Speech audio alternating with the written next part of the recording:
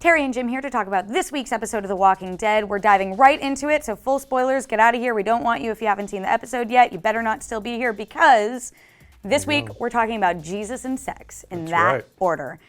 We finally got Paul Monroe on The Walking Dead. What did you think? I'll admit that I know he's a comic book character, but I had stopped reading the book by the time that he showed up. So to me, this was my first time really being exposed to this character at all. And I liked it. I liked that I couldn't quite trust him. I didn't know if he was a good guy or a bad guy.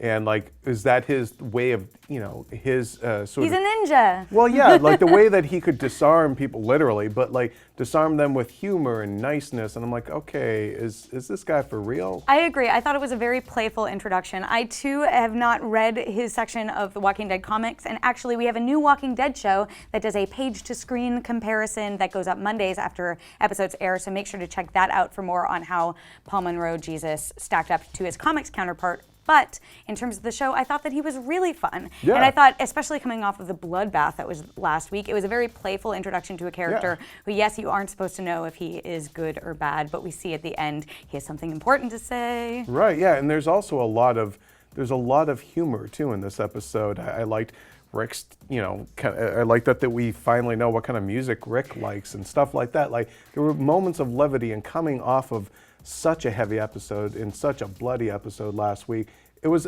a nice kind of breather, but there was still plenty going on. We've talked a lot about how there are a lot of characters on The Walking Dead. It goes through them pretty quickly too. At that point, it's hard to make a good first impression when a new character is introduced. How did you think Jesus stacked up? Jesus, how did you stack up? I liked him. I think he... I'm definitely going to remember this character and his name. Yeah, he has a name that's pretty hard to forget. I've been joking about how there's so many characters that come and go on the show, and I forget their names.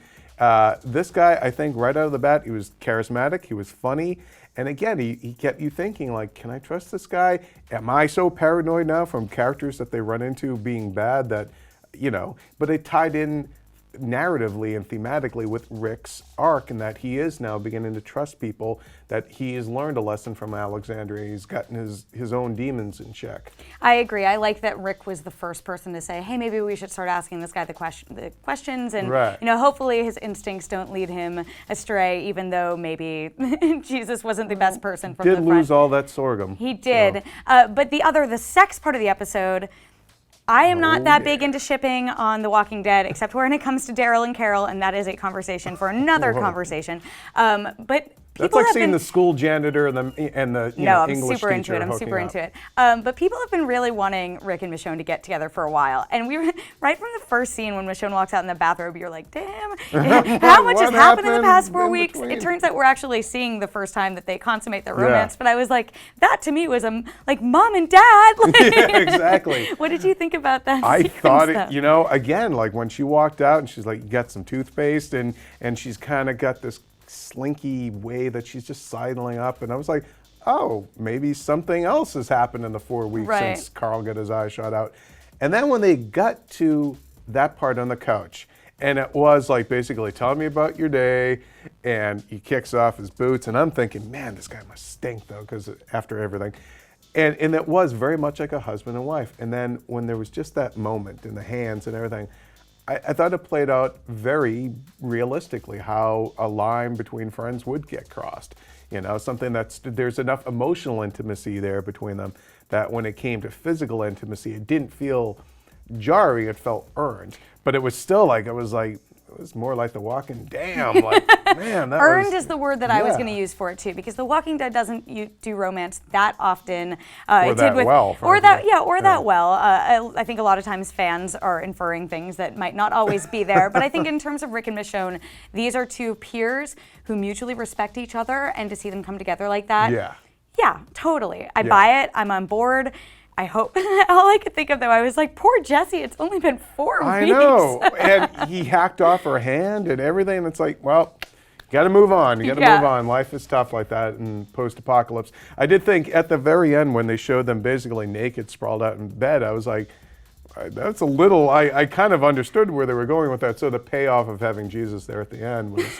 Jesus literally standing between you in the bedroom. Exactly. And they both jump up buck-ass naked. Those and were the everything. two big moments for us this episode. But you wanted to talk a little bit about Deanna's return. Well, very look, that briefly. was, I just want to say that it was very poignant, very sad, the son basically having to kill his mother, and I thought it was tasteful in how it was done. If you're going to have to stab your zombie mom in the head, that is probably the nicest way to do it. I thought she was getting devoured in the bed or something the last time we saw her, so she looked relatively unbitten, for zombie Deanna, and I'm surprised that they've only figured out now that she somehow wandered out of there. Well, he said that he had a feeling that Yeah. she might be out there. I thought they did handle that I thought very maybe well. you come back to the house, you see your mom ain't there anymore, and she was dead. It may have gone on. But anyhow, I thought it was sad to see Deanna come back and go like that. But again, Yeah, so works. that's what we thought about this week's episode of The Walking Dead. Lots of Jesus, lots of sex, just how we like our zombie apocalypse shows, I guess. Let us know what you thought in the comments below. And for all things The Walking Dead, comics, TV, and everything nerdy, keep it here at IGN.